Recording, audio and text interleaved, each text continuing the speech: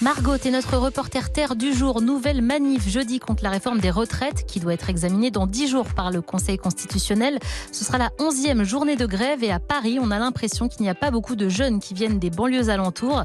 Est-ce vrai et si oui, pourquoi? T'as sorti ton micro-move à Saint-Denis dans le 9-3 ce matin. Et devant le lycée Paul-Éluard où la plupart des élèves ne vont pas aller manifester jeudi pour différentes raisons. Non, je pense pas, puisque j'ai quand même cours, il faut que je prépare le grand oral, mais je soutiens la manifestation en tout cas. C'est un peu chaud avec les emplois du temps, Parcoursup, les absences, du coup bon. Ça reste à voir, parce qu'avec les cours c'est compliqué, surtout au niveau du transport et aussi ça risque d'être dangereux quand même, parce qu'il y a beaucoup de personnes et les forces de l'ordre ne rigolent pas avec tout le monde quand même. On se fait plus violenter nous. J'aurais vraiment aimé y aller. Ma mère, j'en ai déjà parlé à ma mère en plus, hein. Mais elle m'a dit que c'était trop dangereux.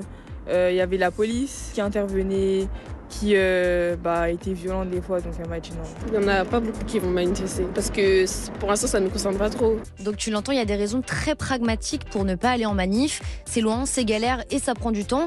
Mais il y a aussi des explications plus profondes, comme l'explique Yanis. Avec ses amis, ils ne se sentiraient pas trop à leur place en manifestant avec des jeunes parisiens. Se sentir légitime, c'est compliqué parce qu'on a toujours fait une différence entre nous et on nous répète que nos notes ici n'équivalent pas à leurs notes là-bas, du coup, à Paris. Et ça veut pas dire que ici les gens ils réussissent pas, mais nos chances ils sont moindres et on en est conscient, ce qui fait que indirectement, par rapport à notre environnement social, nous-mêmes on se met ces barrières-là qu'on est différents. Donc nous on doit briser nos propres barrières et briser ceux qui sont instaurés par la société. Du coup, c'est vraiment un travail compliqué à faire en fait. Et puis il y a aussi une peur de ne pas être pris au sérieux par les autres manifestants parce qu'ils n'ont pas encore commencé à travailler. Mais ça, c'est une peur que beaucoup de jeunes doivent ressentir. Ça ne concerne pas que les jeunes de banlieue. Bah oui, parce qu'en fait, jeunes de banlieue, ça veut un peu tout et rien dire. Ça cache des réalités très différentes. En fait, ce qui joue, c'est plutôt le niveau d'études. Plus on fait d'études, plus on est amené à aller en manif, selon Thomas Sauvadet. Cet enseignant-chercheur de l'université de Paris-Est-Créteil m'a expliqué qu'il y avait quand même une chose qui caractérisait la banlieue ces dernières années. La culture de la manifestation est de moins en moins importante. Il y a aujourd'hui très peu d'acteurs politiques dans ces quartiers. Il y a des acteurs socioculturels, il y a des acteurs religieux. Et ces réseaux religieux n'ont pas une culture de la manifestation. Ils pourraient manifester peut-être davantage pour des questions liées au mariage, à la sexualité, à l'adoption, etc., que pour des questions économiques.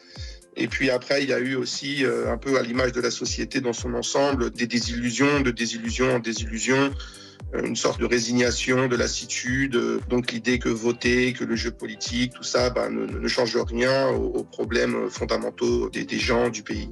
Et selon Éric Marlière, qui lui est professeur des universités à Lille, il y a même une défiance de la part de nombreux habitants des quartiers populaires et ça remonte aux émeutes de 2005. Quand il y a eu des émeutes, les syndicats n'ont jamais été à leur côté, les politiques aussi.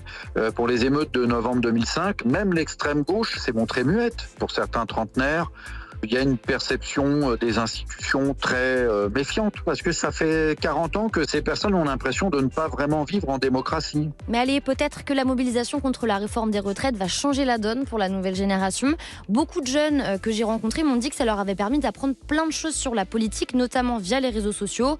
Comment fonctionne l'Assemblée nationale, qu'est-ce que c'est que le 49.3 et surtout, ils se sont renseignés sur de nouvelles manières de faire fonctionner la démocratie. Merci beaucoup Margot pour ce reportage très instructif.